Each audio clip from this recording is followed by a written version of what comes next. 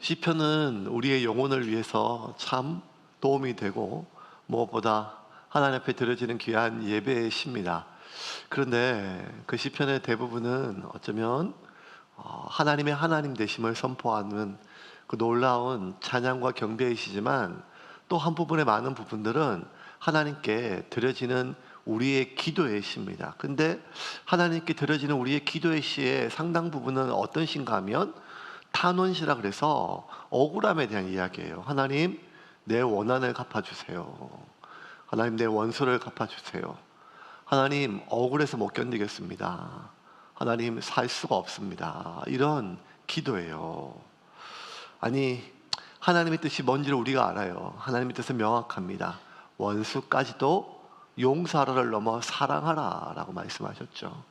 자기를 향하여 죽이려고 돌을 던지는 사람들을 향해서 하나님, 저들의 죄를 용서하여 주시옵소서. 저들은 자신들이 하는 짓을 알지 못합니다 라고 이렇게 기도하고, 오히려 나를 향하여 뺨을 때리는 걸 넘어 나를 죽이기 위하여 돌을 던지는 그 사람들을 향해 그들을 위하여 축복하고, 그리고 그들의 죄를 사여지기를 하나님께 기도하는 것, 이거 하나님의 뜻인 것을 알아요. 아니, 더 적극적으로 나가서 원한을 계속 품고 있다면 복수하려고 하는 마음은 결국 복수의 과정, 모든 과정들은 나에게 상처를 주고 아픔을 준 그 사람에게 대갚아 주는 것도 있지만, 결국 그 복수의 마음, 원한의 마음은 나 자신까지도 파괴함을 우리가 알아요. 그런데도 그냥 이렇게 묻어두고 살기에는 힘들어요. 왜? 아프기 때문입니다. 살다 보면 슬픈 일을 당할 때보다 억울한 일을 당할 때 눈물이 더 나요. 그건 우리가 부산 사람이라서 독해서 그런 게 아니에요. 슬픈 일보다 억울한 일이 어쩌면 더 많이 아프기 때문입니다. 그래서 그냥 이게 너무 아프니까 일부러 내가 지금 원한을 품고 있는 것도 아니고 내가 이거 떨쳐버리려고 해요. 내가 꼭 언젠가는 내가 작사를 내고 내가 당한 만큼 꼭 대갚아주고 죽을 거야, 이렇게 독한 마음을 먹는 게 아니에요. 어쨌든 나도 힘드니까 이거 떨쳐내려고 해요. 그런데 내 마음인데 내 마음대로 안 되잖아요, 이게. 그래서 계속해서 용서해라, 그 사탄의 마음이다, 하나님을 기억하라, 이런 수많은 설교를 들으면 들을수록 마음의 자유가 오는 게 아니라 더 깊은 묶임이 우리 가운데 들어온단 말이에요. 요셉은 오죽하겠습니까? 20여 년이 지났어요. 친형제가 자기를 죽이려 했어요. 죽이기 위해서 의논하는 목소리를 밤새 그 구덩이에서 들었어요. 팔려왔어요. 그리고 20여 년 동안 말로 다 할 수 없는 그런 고난의 세월을 지났지요.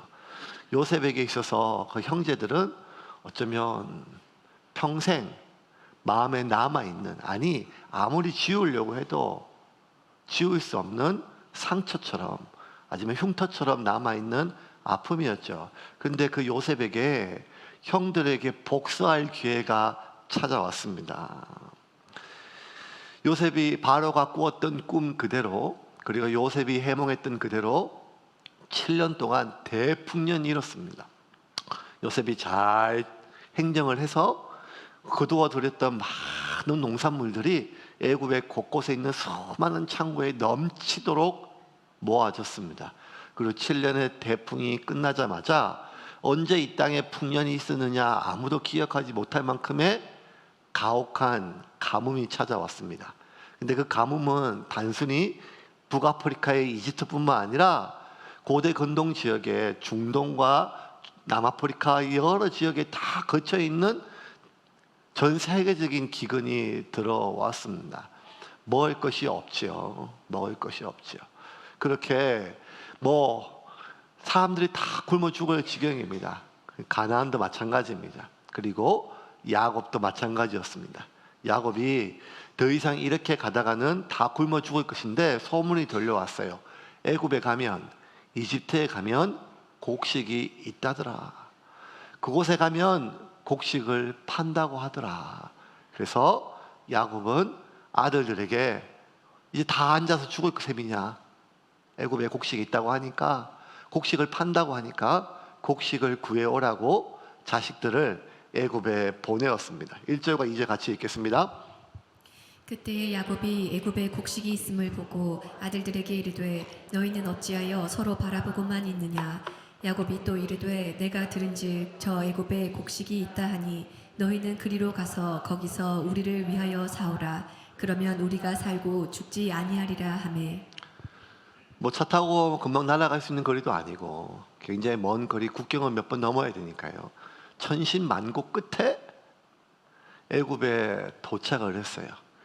어떻게 우리가 곡식을 살 수 있습니까? 라고 하자 사람들이 전부 다 애굽 사람들이 그것은 이 모든 것을 관장하는 총리님께 가야 된다고. 그래서 이 가나안 촌놈들이 대제국 애굽의 총리 앞에 섰습니다. 근데 그 총리가 누구냐면 우리가 아는 것처럼 요셉이었죠. 요셉 앞에 형들이 두려움으로 섰습니다. 6절부터 8절까지 같이 읽겠습니다. 때에 요셉이 나라의 총리로서 그 땅 모든 백성에게 곡식을 팔더니 요셉의 형들이 와서 그 앞에서 땅에 엎드려 절하매 요셉이 보고 형들인 줄을 아나 모르는 채 하고 엄한 소리로 그들에게 말하여 이르되 너희가 어디서 왔느냐. 그들이 이르되 곡물을 사려고 가나안에서 왔나이다. 요셉은 그의 형들을 알아보았으나 그들은 요셉을 알아보지 못하더라. 8절이 참 기가 막힌 구절이에요. 요셉은 그의 형들을 알아보았으나 그들은 요셉을 알아보지 못했더라. 20여 년이에요. 21년 만에. 많이 바뀌었겠죠. 22년 만에. 많이 바뀌었을 거예요. 형들이 많이 늙었어요. 요셉의 기억 속에는 그 20년 전에 자기를 죽이려고 했던 그 형들의 모습 그대로였는데 그 보니까 20년의 세월 동안 형들이 복상 늙었어요. 그래도 알아봤어요. 얼마나 가슴이 뛰었을까요? 그런데 그 다음 구절이 웃겨요. 요셉은 형들을 알아보았으나 형들은 요셉인 줄을 몰랐더라. 그 형들은 가나안의 어떤 의복과 그대로 있었겠죠. 요셉은 이제 애굽 사람이에요. 애굽 사람. 애굽의 모습으로 그렇게 있었겠죠. 그리고 총리니까 감히 눈도도 못 떴겠지만 형들이 변한 것보다 요셉이 더 많이 변했을 수도 있어요. 그런데 그래도 여러분 형제가 어떻게 못 알아봐요? 왜 형들은 요셉을 못 알아봤을까요? 요셉은 형을 알아봤는데 서로 뜻밖이거든요. 서로 상상하지 못했어요. 그런데 왜 요셉은 알아보고 형들은 못 알아봤을까요? 이유는 한 가지예요. 가해자는 잊어버리고 피해자는 기억하고 있어요. 가해자와 피해자의 차이예요. 가해자는 까맣게 잊고 살았죠. 근데 피해자는 잊을 수가 없어요. 어떻게 잊어요? 아직도 아픈데요. 아직도 아픈데요. 그건 현재 진행형인데요. 근데 이게 참 얼마나 억울한 일이에요.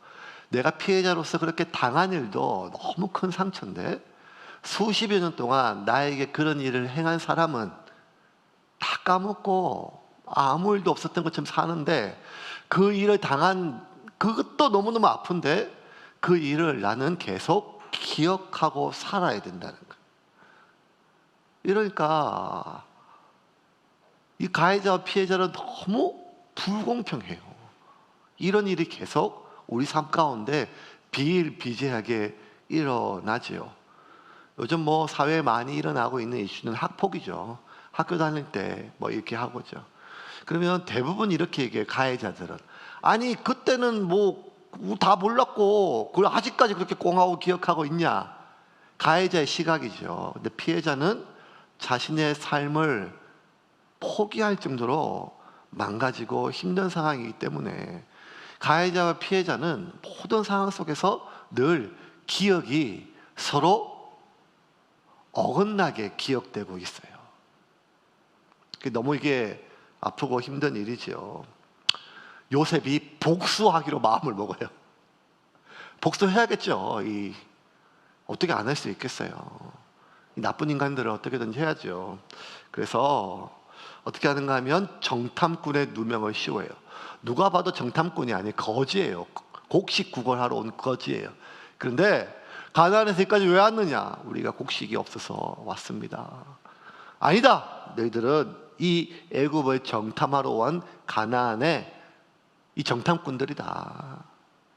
스파이라는 거죠. 아니, 우리 그럴 만한 자격이 안 돼요. 그럴 만한 깜냥이 안 됩니다. 아무리 얘기해도 이 무슨 아주 엄한 목소리를 안 듣는 거예요. 그래서 계속해서 이 정탐꾼의 누명을 씌워요.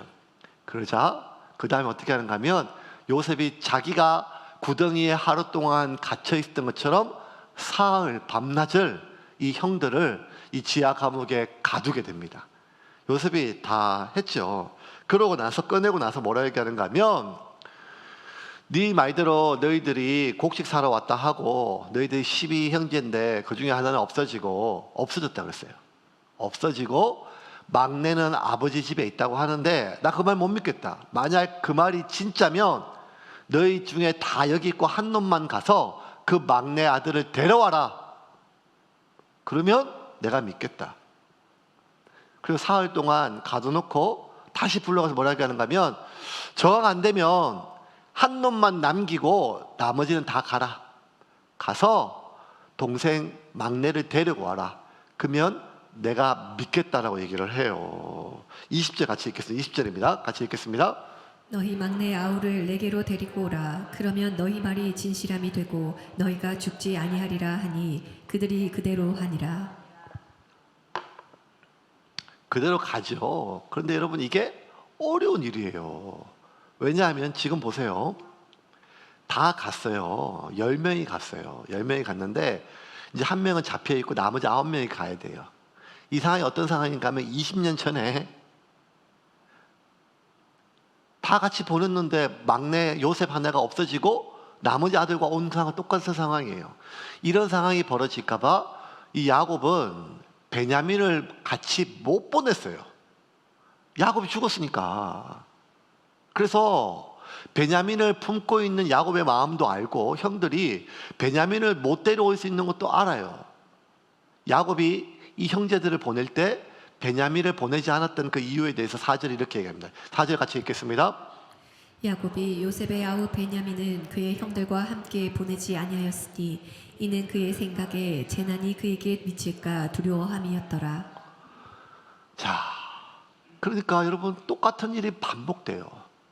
자식이 죽는 일, 이거는 부모에게 평생 가도 지울 수 없는 상처잖아요. 근데 그 지금 다시 재현되고 있어요. 형제들도 마찬가지죠. 그 죄책감이 있으니까요. 그러면 지금 우리가 가서 아무리 아버지 베냐민이 가야 저 시므온이 살 수 있어요.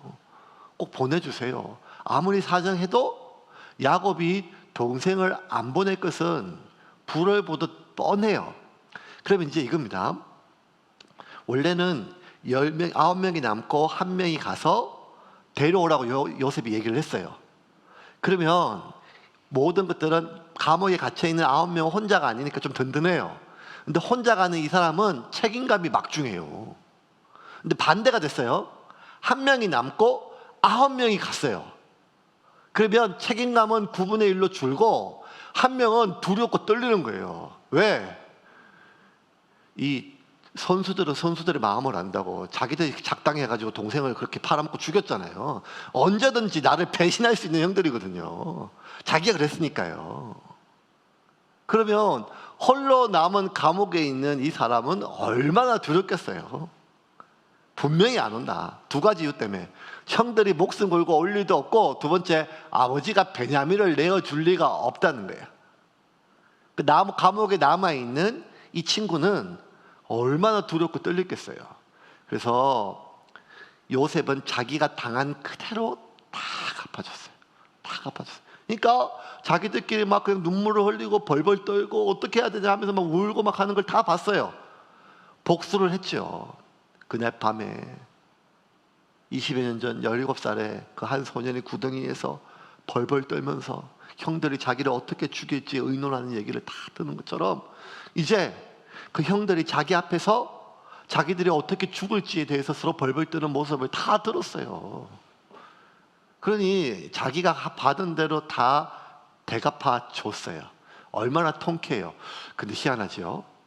마음이 하나도 시원하지가 않아요.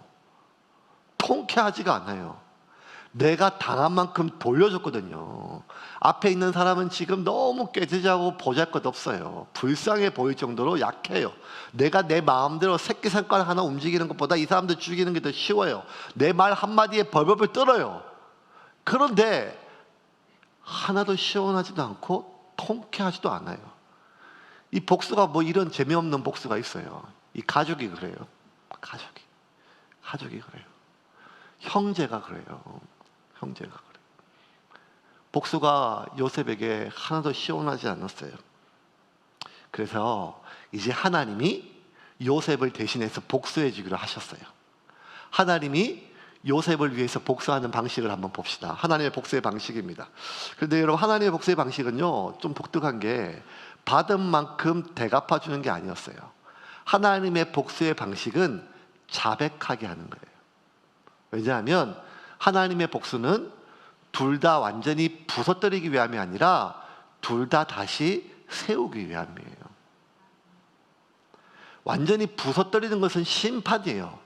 하나님이 심판하실 때는 자비가 없어요. 누구도 마찬가지예요. 자비가 없어요. 돌 위에 돌 하나 남지 않아요. 그런데 하나님이 심판이 아니라 하나님이 복수해 줄 때는 파괴하기 위함이 아니라 다시 세우게 하기 위해서 자백을 자기 입으로 하게 해줘요. 이게 왜 중요한가 하면 내가 아무리 내가 당한 만큼 대갚아줘도 오히려 상대방이 자신의 잘못을 시인하지 않고 내가 당했던 아픔에 대해서 공감하지 않으면 더 씩씩거리고 더 분노하고 더 악감정에 나에 대한 원한을 품게 되면 내가 아무리 당한 만큼 아니 몇 배를 갚아줘도 마음이 공허하다는 거예요. 복수가 그래요. 우리 안에 진짜 복수하고 싶다, 원한을 갚고 싶다라고 하는 그 마음속에는, 그 표면적 마음속에는 내가 당한 만큼, 내가 고통당한 만큼 되돌려주고 싶다라고 하는 마음이 있지만 그 밑바닥의 깊은 마음속에 뭐가 하면 사과받고 싶은 거예요. 네가 얼마나 잘못을 저질렀는지 너의 잘못을 시인하고, 그리고 나서 내가 당한 고통에 대해서 얼마나 아팠는지 공감받고 싶은 거예요. 자백하고 시인하고 사과받고 싶은 마음인 거예요. 이게 우리의 복수의 마음이에요. 우리의 복수의 마음. 그냥 다 찢어버려야겠다 이런 마음이 너무너무 화가 나면 낫지만, 세월이 지나다 보면 그런 마음보다 그냥 이거예요. 내가 너무 답답하면 왜 이렇게 억울하고 얼마나 힘든가 하면 그 사람의 잘못에 대한 시인을 못 받아서 그래요. 사과를, 진심 어린 사과를 못 받아서 그래요. 내가 얼마나 아팠는지 내가 공감받지 못해서 그렇다는 거예요. 그래서 하나님은 요셉을 위해서 형들을 파괴하고 부셔버리는 것이 아니라 자백하게 하시는 거예요. 21절과 22절이에요. 요셉이 너희들이 가서 데려오라 라고 하니까 이제 자기들이 이제 난리가 났어요. 요셉 앞에서 얘기를 해요. 21절과 22절 같이 읽겠습니다. 그들이 서로 말하되 우리가 아우의 일로 말미암아 범죄하였도다. 그가 우리에게 애걸할 때에 그의 마음의 괴로움을 보고도 듣지 아니하였으므로 이 괴로움이 우리에게 임하도다. 르우벤이 그들에게 대답하여 이르되 내가 너희에게 그 아이에 대하여 죄를 짓지 말라고 하지 아니하였더냐. 그래도 너희가 듣지 아니하였느니라. 그러므로 그의 핏값을 치르게 되었도다 하니. 생뚱맞게 20년 전의 일을 갑자기 꺼내요. 우리가 우리 아우의 일로 지금 이 죄를 우리 아우의 말로 범죄하였도다 이렇게 바로 먼저 시인을 해요. 여러분, 20년 동안 죄 진 게 한두 개겠어요? 담배꽁초도 버리고 침도 뱉고 여러 가지 많이 했겠죠? 그런데 그냥 바로 첫 마디가 뭔가 하면 우리의 아우의 일로 말미암아 범죄하였다는 거예요. 그 전까지 이런 얘기 안 했어요. 이런 생각 안 했어. 오히려 정당화했어요. 이놈은 이런 짓을 당해도 우리가 뭐 얘기만 하면 아버지한테 쪼르르 달려가가지고 다 고저지라고. 지가 사랑을 독차지하기 위하여 맨날 우리를 꼰지르고, 이 온갖 이런 것들은 그냥 우리가 요셉 이놈한테 이렇게 할 만큼, 이놈은 그런 일을 당할 만큼 그러한 짓을 했어. 이게 형들의 마음이었거든요. 근데 그게 아니라는 거예요. 지금은 요셉의 요자도 안 나오는데 스스로 자원해서 자기 입으로 뭔가 하면 우리가 우리의 아우의 일로 말미암아 범죄하였다는 거예요. 범죄하였다. 잘못을 시인해요. 그리고 그 뒤에 말이 더 중요해요. 그가 살려달라고 우리에게 애원하였으나 우리가 그 마음의 괴로움을 보고도 듣고도 외면하였다는 거예요. 구덩이에서 계속 빌었어요. 형들 잘못했어요. 살려줘. 형 살려줘. 살려줘. 밤새도록 17살이에요.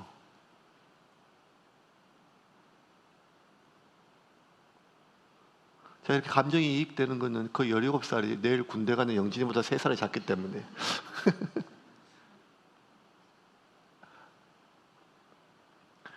애거든요. 그 17살이 살려고 겁이 나니까. 혼나는 게 겁나는 게 아니라 죽는 게 겁이 나니까 살려달라고 빌었어요. 벌벌벌 떨면서 비명을 지르고 그 살려달라고 애원을 외면했대. 그 마음의 괴로움을 보고도 듣고도 외면했다는 거예요. 자기 입으로 다 얘기를 하는 거예요. 그러자 르우벤이 이렇게 얘기를 해요. 우리가 정말 더 큰 죄는 그 애를 죽이지 않고 팔지 않았을 수 있었는데 내가 살리자 하지 않았느냐. 그러는데 우리가 결국 더 큰 죄를 저질렀다는 거예요. 욱해서 구덩이에 가둘 수는 있어요. 욱해서 한번 죽일까 혼내줄까 뭐 이런 마음 먹을 수는 있어요. 그런데 그걸 되돌릴 수 있는 기회가 있었잖아요. 형제들 중에서도 유다가 그랬고 르우벤이 그랬고 죽이지 말자 이러지 말자 하는 게 있었는데 그 마지막 기회 맞아 스스로 버렸다는 거예요. 21절과 22절 그 얘기를 다 해요. 이 이야기 지금 자기들끼리 하는 얘기예요. 그런데 여러분 이 이야기를요 요셉이 다 들었어요. 그런데 요셉이 다 듣는 걸요 아주 재미있게 표현해요. 23절 보겠습니다. 같이 읽겠습니다. 그들 사이에 통역을 세웠으므로 그들은 요셉이 듣는 줄을 알지 못하였더라. 통역을 세웠죠. 지금 그들이 가나안 말을 해요. 가나안 말을 해요. 아직 히브리라고 민족이 없으니까 히브리어가 없어요. 아니면 뭐 아버지의 말이니까 메소포타미아 언어일 수도 있어요. 그런데 지금 애굽은 문자도 있고 언어가 있거든요. 그래서 애굽 언어로 지금 통역해 주는 사람이 있어요. 자기들끼리 하는 말이에요. 자기들끼리 하는 말. 근데 자기들 이 말은 뭔가 하면 자기들끼리 하는 말임을 강조하는 거예요. 그런데 요셉은 그 말을 다 듣고 있었던 거예요. 형제들 말이니까 다 들었어요. 근데 이 말은 요셉이 듣고 싶은 말이었어요. 왜? 20년 전 그 구덩이에서 자기가 그 두렵고 떨렸던 그 마음들, 살려달라고 비명을 지렀는데 그 외면했던 형들, 오히려 자기를 어떻게 죽을지, 찢어주겠지, 짐승에 내보일지, 팔아먹을지, 그 많은 이야기들을 다 들었을 때 그 말로 다 할 수 없는 아픔들이 요셉이 다 기억나지 않겠어요? 아니, 기억나는 게 아니라 다시 되올라 왔겠죠. 그걸 어떻게 까먹어요? 근데 그걸 스스로가 형들 다 듣고 있었구나. 형들 다 기억하고 있었구나. 형들이 내가 얼마나 아팠는지 알고 있었네. 그 얘기를 다 들었어요. 그러고 나서 요셉이 듣고 나서 바로 24절에 뭐라고 기록되어 있는가 하면 24절 보겠습니다. 같이. 요셉이 그들을 떠나가서 울고 다시 돌아와서 그들과 말하다가 그들 중에서 시므온을 끌어내어 그들의 눈앞에서 결박하고. 그 얘기 듣다가 견딜 수 없어서 요셉이 뛰쳐나가요. 그리고 한참을 울어요. 대제국 애굽의 총리예요. 신이었던 바로 밑에예요. 자기 말 한마디에 따라서 대제국 애굽이 왔다 갔다 해요. 모든 고난을 다 가지고 있어요. 그렇게 벌써 8년이 지났어요. 8년이. 이제 요셉은 소년이 아니에요. 20여 년 전 17살의 그런 소년이 아니라 이제 마흔이 다 된, 그 당시에 나이로 평균 연령에 따지면 원로급의 인생을 다 살았던 그런 삶의 연륜이 묻어나는 최고위직이에요. 그랬던 요셉이 그 얘기를 듣고 밖에 나가서 견디지를 못해서 나가서 울고 또 울었어요. 왜냐하면 아무리 내가 세월이 지나고 40살이 되고 해도 요셉은 20여 년 전 17살 구덩이에 갇혔던 그 상태로 멈춰있던 요셉이 있었던 거예요. 그 두려움으로, 버림받음에 대한 배반음, 그 아픔, 그 17살의 소년이 그대로 남아있던 요셉이 형들의 이야기를 듣고 울고 또 울어요. 하나님이 그렇게 하셨어요. 요셉이 듣고 싶은 말을 듣게 하셨어요. 요셉이 아무리 괴롭게 해도 그의 마음이 하나도 시원하지 않았는데 하나님이 그들을 자백하게 하시니 요셉이 이제 그 눈물로 씻어내요. 20여 년 전에 받았던 그 모든 상처들을 씻어내요.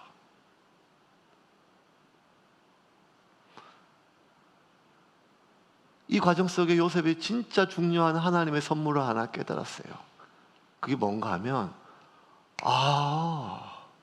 형들이 자기 잘못을 알고 있었구나. 자기를 아무리 생각해도 형들이 자기한테 왜 그런지 몰랐거든요.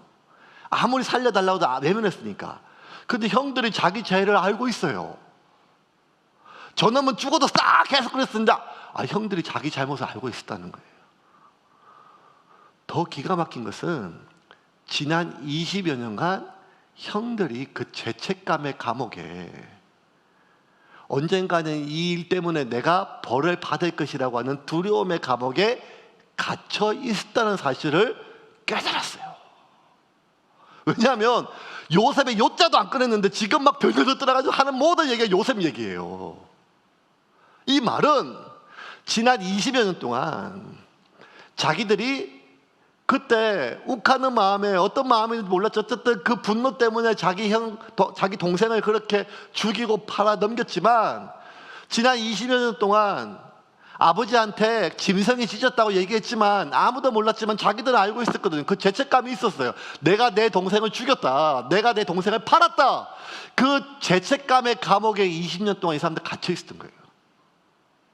그 더 깊은 감옥은 뭔가 하면 언젠가는 우리가 이 죄값을 받을 거다. 언젠가는 우리가 이 죄값을 받을 거다. 그 두려움의 감옥에 갇혀 있었던 거예요. 요셉은 자기가 감옥에 갇힌 게 2년이었어요. 2년. 억울한 누명을 쓰고 보디발의 아내를 대한 누명을 쓰고 감옥에 2년 갇혀 있었는데 내 형들은 지난 20년 동안 두려움의 감옥 그리고 죄책감의 감옥에 갇혀 있었다는 사실을 알았어요. 형들은 이미 죄값을 받고 있음을 알았어요.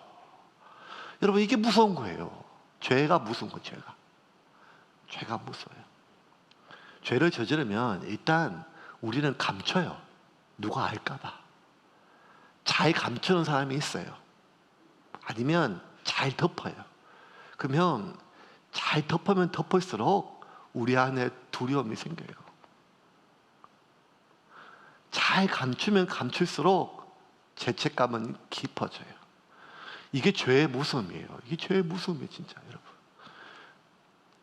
죄는 언제 우리가 해방되는가 하면 공소시효가 끝날 때 이 일에 대해서 누구도 알지 못한다고 하는 확신이 생겼을 때 내가 자유로워지는 게 아니라 죄값을 받을 때.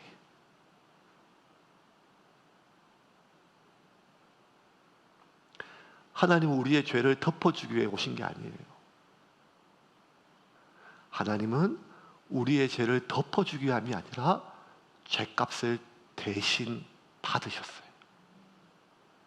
우리가 자유로운 것은 어떤 죄를 저질러도 하나님께 회개만 하면 이전 것은 지나갔으니 보라 새 것이 되었도다. 눈 녹듯이 우리는 새 것이 되었도다는 그런 죄 자동 세척기처럼 그렇게 우리의 죄 이름은 해결되는 게 아니란 말이에요. 죄는 덮어지고 넘어가는 것이 아니라 죄는 죄값을 치를 때 해결되는 거예요. 우리가 자유케 된 것은 하나님이 우리의 죄를 대신 죄값을 치르셨기 때문에 자유로운 거지. 우리가 하나님께 기도했기 때문에 죄가 씻어진 것이 아니란 말이에요. 하나님은 이제 마지막 요셉에게 남겨줬던 선물을 하나 더 줘요. 이게 진짜 하나님이 복수해 주셨던 진짜 이유예요. 하나님이 요셉에게 준 마지막 선물이 뭔지를 한번 살펴봅시다. 8절과 9절입니다. 같이 읽겠습니다. 요셉은 그의 형들을 알아보았으나 그들은 요셉을 알아보지 못하더라.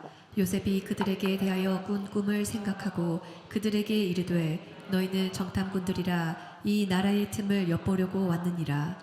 요셉이 9절, 요셉이 그들에게 대하여 꾼 꿈을, 이 꿈은 21년 전에 꾼 꿈이에요. 20여 년 전에 꾼 꿈이에요. 근데 여러분, 우리가 조금 오해하는 게 요셉이 날마다 이 꿈을 가지고 비전을 품고 살았다 이 생각하는데 아니란 말이에요. 요셉은 그러지 못했어요. 이 꿈은 빨리 까먹었어요. 형들이 자기 절할 거다, 자기 높아질 거다, 이것을 막 20년 동안 이 꿈과 비전을, 이걸 꿈을 기억하고 모든 고난을 견뎠다, 이건 아니란 말이에요. 요셉은 이 꿈을 기억할 수가 없어요. 왜냐하면 현실이 너무 달랐거든요. 이 꿈을 꿨을 때는 이게 어떤 꿈인지를 믿었어요. 하나님이 날 그렇게 하시겠네? 근데 막상 보니까 나한테 절할 줄 알았던 형들이 나를 죽였어요. 나를 팔았어요. 해와 달과 11별이 나를 절하기는커녕 애굽의 종보다 못한 삶을 살았어요. 그런데 자기가 애굽에서 가장 높은 별이 되었어요. 바로 밑에 아버지, 어머니, 형들이 전하는 이런 걸 넘어서 상상도 못할 권력을 지었어요. 1인 지하, 만인 지상, 뭐하니 자기에게 경배를 해요. 그래도 하나님이 자신에게 주었던 꿈을 생각 안 했어요. 요셉은 하나님이 자신에게 주었던 꿈을 잊고 있었어요. 왜? 현실과 너무 떨어졌기 때문에. 우리가 그래요. 여러분, 하나님이 여러분이 주신 소명이 있잖아요. 비전이 있잖아요. 꿈이 있잖아요. 그거 가지고 있는데 어느 순간부터 보면 내가 지금 그 꿈을 바라보고 사는 게 아니에요. 그 소명을 바라보고 사는 게 아니에요. 왜냐하면 내 삶이 이렇게 비루하고 서러운데 무슨 이 소명이에요. 지금 내가 내 앞가림 하나 제대로 못하는데, 내가 내 죄 문제 하나 못 가르는데, 내가 내 자식 새끼 하나, 내 집안 문제 하나 해결하지 못하고, 부부 사이 하나 문제 해결하지 못하는데 무슨 하나님의 일이고 무슨 교회의 일이고 무슨 선교고 하나님 나라이겠어요.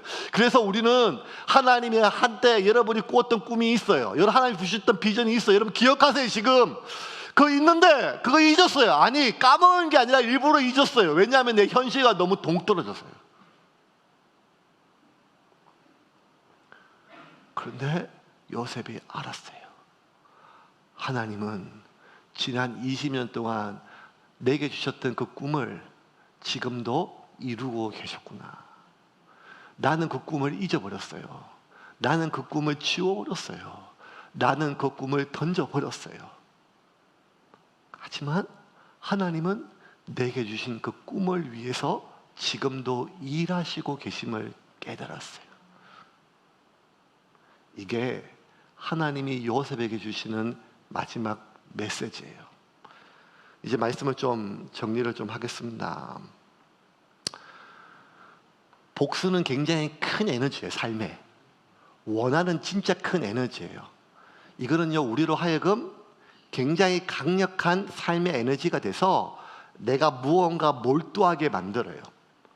살다 보면 우리에게 원한이 쌓이는 일이 많아요. 나를 서럽게 한 사람, 나를 비참하게 한 사람, 그게 사람이 아니고 돈일 수도 있어요. 돈이 참 나를 서럽게 했어요.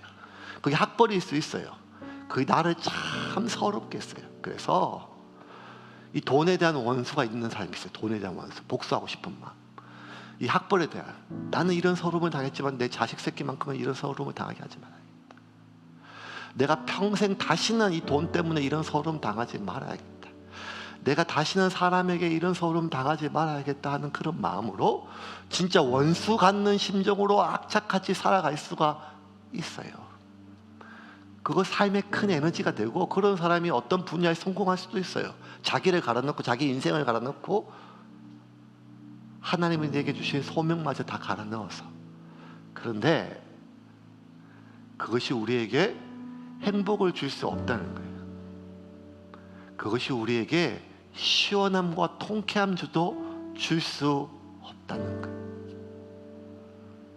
삶은 내 가슴 속에 쌓여 있는 그 서운함을 갚고 원한을 푸는 것보다 더 중요한 의미 있는 소명이 있다는 거예요. 하나님은 우리에게 그 소명을 위해 살기 위해서 우리를 부르셨습니다. 정말 원수 갚는 것은 결국 모든 고통의 씨앗은 사탄입니다. 사탄입니다. 내 뼈 중에 뼈요 내 살 중에 살이었던 그 부부가 서로 원망하며 책임을 떠넘긴 것도 사탄이 그 마음속에 이간질이었고, 한 배에서 태어났던 가인과 아벨 형제가 서로가 죽인 것도 사탄이 그 마음을 뒤흔든 거예요. 하나님은 우리를 사랑하기 위해서 만들었는데 사탄은 끊임없이 우리를 속이고 빼앗고 서로를 미웃고 정오하게 만드는 것입니다. 사탄의 가장 중요한 목표는 우리에게 주어진 삶을 원한을 갚고 원한을 품고 복수하는 데 쓰게 하게 하기 위함이라는 거예요. 아니라는 것이죠. 그러면 사랑하는 여러분, 오늘 하나님이 내게 주신 그 메시지를 명확하게 받기를 주님의 이름으로 축원합니다. 복수하지 말아야겠다, 원한 품지 말아야겠다, 용서해야겠다, 이거 아니에요. 그거 안 돼요. 그거 안 돼요. 우리의 삶은 비우는 싸움이 아니라 채우는 싸움이야. 무엇인가 하면 소명을 기억하라는 거예요. 소명을. 그 소명을 기억하여 내 삶에 하나님이 내게 주신 소명을 붙잡을 때 우리의 삶은 복수와 원한으로 망가지는 삶이 아니라 하나님의 소명으로 온전히 세워지는 저와 여러분이 되기를 주님의 이름으로 축원합니다.